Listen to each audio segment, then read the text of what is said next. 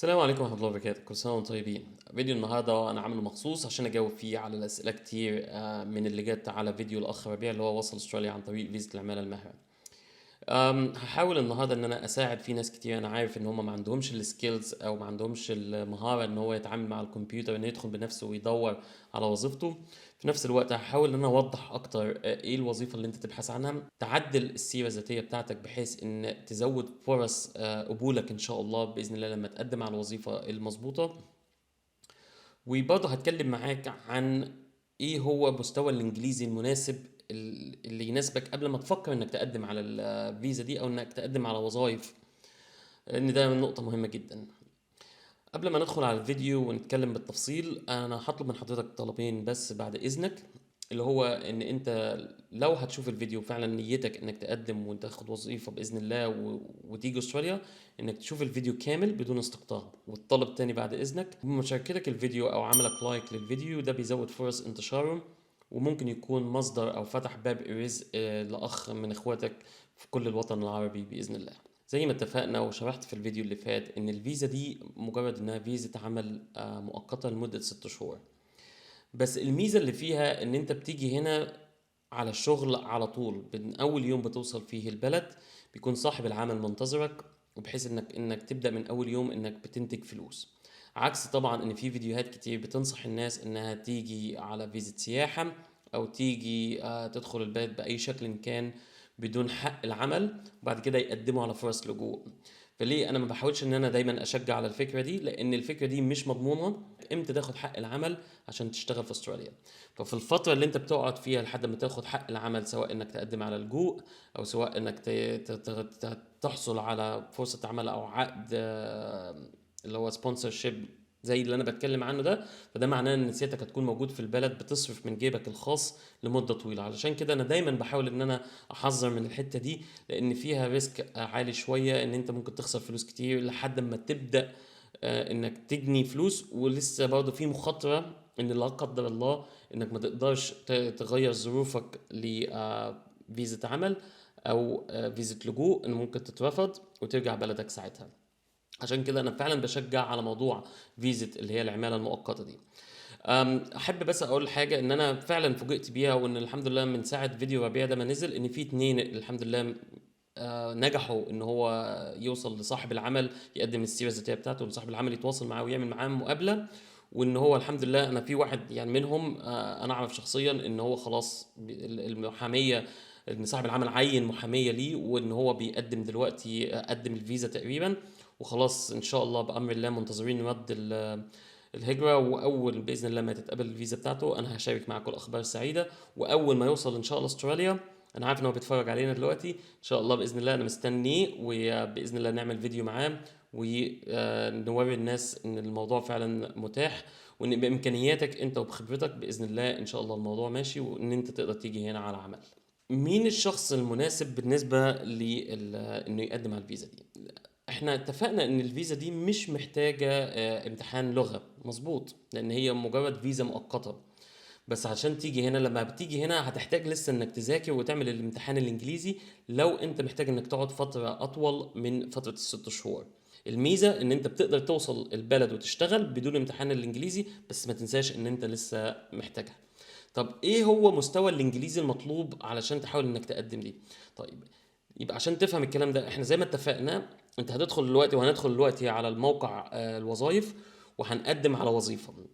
فلازم يكون عندك مستوى انجليزي كافي، ان لو انت قدمت السيرة الذاتية بتاعتك بالانجليزي لصاحب عمل وصاحب العمل اعجب بيها، ما تنساش انه هيكلمك وانه هيحاول انه يرتب معاك على مقابلة، والمقابله هتكون باللغه الانجليزيه. طبعا انت مستواك في الانجليزي في الوقت دوت انت مش مطالب انك تكون فذ بالانجليزي، بس مطالب ان يكون عندك مستوى كافي من انك تفهم الاسئله اللي هتوجه لك وانك تقدر ترد عليها، بحيث انك توري له ان انت مستواك كويس في الشغلانه اللي انت بتقدم عليها. طيب، ايه هو مستوى الانجليزي برضه اللي احنا بنتكلم عنه؟ عشان في ناس كتير دايما بتحاول تديك فكره غلط مين هو اللي بيتكلم انجليزي كويس ومين اللي بيتكلم انجليزي سيء. مبدئيا كده انت مش مطالب ان اللهجة بتاعتك تكون امريكية او لهجة انجليزية. ماشي. يعني في ناس انا شفتهم للاسف الشديد جدا اتريقوا على لغه ربيع مثلا في الفيديو، ومش مقتنعين لان هو الاكسنت او اللهجه بتاعته مش لهجه واحد جاي من امريكا او واحد جاي من انجلترا بس، ولا لهجه واحد من مصر ما فيش مشكله، بس الانجليزي بتاعه واضح وبيقدر انه يعمل بيه تواصل، يعني يقدر ان هو يعني يتكلم معاك وتقدر تفهم منه هو عايز يقول ايه، وهو ده اللي مطلوب. عايز اديك مثال بسيط جدا. انا مديري في الشغل كونستراكشن مانجر، ماسك مشروع قيمته فوق ال 300 مليون دولار استرالي، والانجليزي بتاعه قوي جدا، واللهجه بتاعته لهجه هنديه، هو من الهند، فلهجه هنديه صرف. ده ما اسموش ان هو ما بيعرفش يتكلم انجليزي، هو عنده لهجه. فده لازم نفرق فرق كبير قوي بين الاثنين.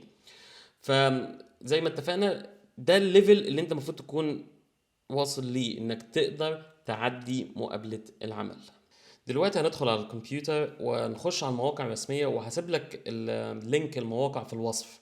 كل اللي عليك سيادتك انك تدخل على الوصف اللي موجود تحت، وتعمل وتضغط على اللينك، هيطلع لك الموقع، هترجم وظيفتك للغة الإنجليزية وتقدم عليها. فيلا بينا ندخل على الكمبيوتر ونحاول نشرح لكم خطوة بخطوة تقدم ازاي.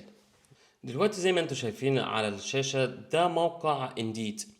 زي ما اتفقنا في مواقع كتير جدا لاستراليا تقدر انك تقدم من عن طريقها ان شاء الله. فانا النهارده هاخد المثال بتاعي على موقع انديد، لان افتكر ده الموقع اللي ربيع قال لي ان هو ظبط معاه اكتر حاجة. وبرضه المواقع اللي هو الاخ التاني اللي انا لسه مش هقول اسمه دلوقتي، بامر الله لما يوصل باذن الله هنعمل اللقاء معاه ونوريه لكم. وبالمناسبه هو مش مصري، هو اخ عربي.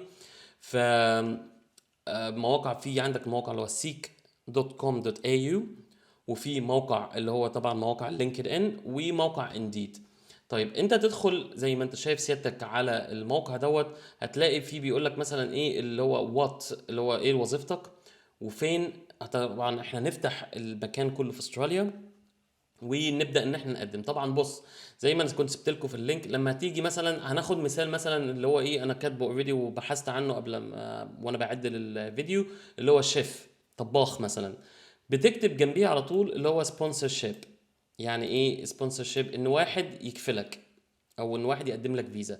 فانت دلوقتي معناه ان سيادتك بتبحث عن وظيفتك، بس بتبحث عن الوظائف اللي معروضة، وعندهم استعداد ان هم يبعتوا لك فيزا، لان مش كل الوظائف عندها استعداد انها تبعت لك فيزا. طب خلاص، احنا عملنا مثلا شيف سبونسرشيب فايند الجوب، فطبعا طلع لي كمية وظائف زي ما انت شايف على الشاشة كده هنا. فنبدأ ندخل كل وظيفة منهم ونشوف ايه اللي مطلوب. طبعا جوب تايب، هتلاقي ان هو بدأ يكتب لك الوصف بتاع الوظيفة. زي ما اتفقنا انت لازم يكون عندك مستوى كافي من الانجليزي انك تفهم ايه اللي مكتوب ده، ولو مش لازم تفهمه 100%، لو في كلمات واقعة ولا حاجة بتقدر تدخل عن طريق الجوجل ترانسليت وتترجم الكلمات دي. فهنا مثلا هتلاقي ان هو مثلا مطلوب ايه هي المتطلبات. المتطلبات موجوده مكتوبه طبعا، تشوف هي مناسبه مثلا لخبرتك ولا لا. ما تنساش ان احنا في الفيزا دي برضه يا جماعه، ان هي في الاول والاخر عرض وطلب. ان واحد عنده شركه او عنده مطعم او عنده شركه انشاءات مثلا، وبيدور على عماله تكون منتجه بالنسبه له، فلازم تكون انت شاطر في الشغلانه بتاعتك. يعني الفكره اللي احنا بنتكلم فيها، سواء ربيع مثلا هو شاطر، هو مبلط رخام شاطر، الاخ العربي اللي انا بتكلم عليه هو مثلا حلاق او كوافير شاطر جدا ما شاء الله عليه. فالناس دي كلها بتبرز بكفاءتها، لان انت عندك كفاءة، وانا عارف ان انتوا ما شاء الله عليكم كلكم مليانين كفاءات يعني، وهتقدر ان انت بشغلانتك المستوى اللي عندك في مصر او في الدول العربية، انك تقدر ان تيجي هنا ان شاء الله وتشرفنا وتشرف كل المصريين باذن الله. فما تقلقش من الحتة دي، لازم يكون عندك ثقة في نفسك وثقة في الشغل بتاعك. طيب نرجع مثلا للفيزا. هنا هتلاقي ان البنفيتس بيقول لك هنا مثلا بنفيتس فيزا سبونسرشيب. ده معناه ايه سيادتك؟ معناه ان هو عنده استعداد انه يعمل لك فيزا مبدئيا، فده الاعلان المناسب جدا ليك. طيب بيقول لك مثلا الشيفت اللي موجوده ايه، الكلام ده كله. الورك اوثرايزيشن دي نقطه مهمه قوي لما تيجي تبحث عنها، عن الوظيفه اللي انت هتقدم عنها. بيقول لك ايه هو متطلبات العمل. فبيقول لك في استراليا وجنبها preferred، يعني يفضل ان يكون ان انت سيادتك موجود في استراليا وليك حق العمل. بس ما قالش ان لازم يكون عندك في بعض الوظائف التانية هوريها لك دلوقتي. هتلاقيه بيقول لك essential او required، معنى ان هو بيقول لك required انها مطلوبة. ففي الاغلب انت تقدر تقدم، بس في الاغلب هو مش هيبص للسي في بتاعك، لان هو بيدور على ناس ليهم حق العمل. بس في الوظيفه اللي معروضه دي قدامي، لو انت طباخ في مصر وعندك كفاءة انك تغطي المتطلبات الموجودة في الوظيفة دي، قدم على الوظيفة دي. الوظيفة دي راتبها من 51,000 ل70,000 دولار في السنة. تمام. ده راتب مش بطال انك تبتدي بيه في استراليا هنا. طبعا احنا عارفين ان الحياة غالية، وفي عندك فيديوهات شارحة متطلبات الحياة هنا تكاليفها كام وكل الكلام دوت، فمش هنخوض فيها في الفيديو ده. تمام. طيب خلينا نبحث عن وظيفة تانية، بحيث ان احنا برضه ايه نوري الموضوع بيختلف من وظيفه للتانيه ازاي.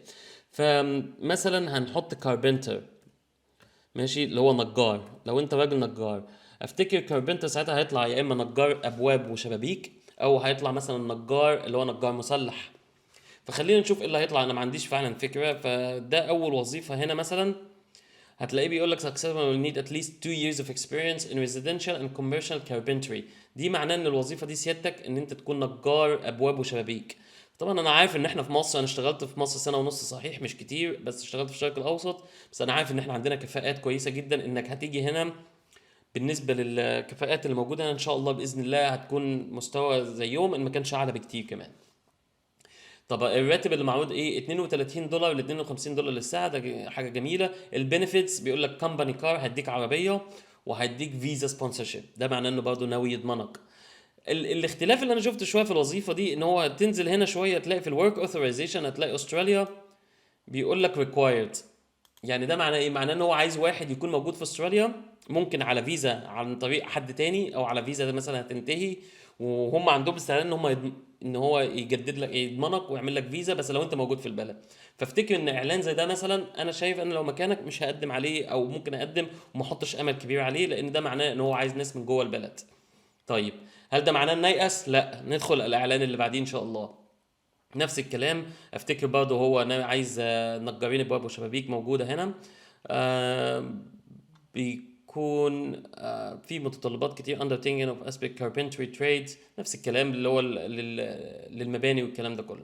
طبعا الراتب هنا بيقول لك اهو 31 دولار ل 40 دولار في الساعه.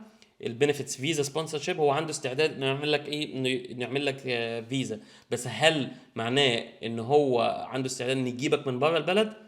هتلاقي بقى ننزل تحت اللي هو الورك اوثرايزيشن، او اللي هو متطلبات العمل. هتلاقي استراليا بيقول لك preferred دي معناها مفضل. بس ده معناه انك ان هو ما عندوش مانع ان هو انت لو بره البلد انه يبعت لك فيزا عمل.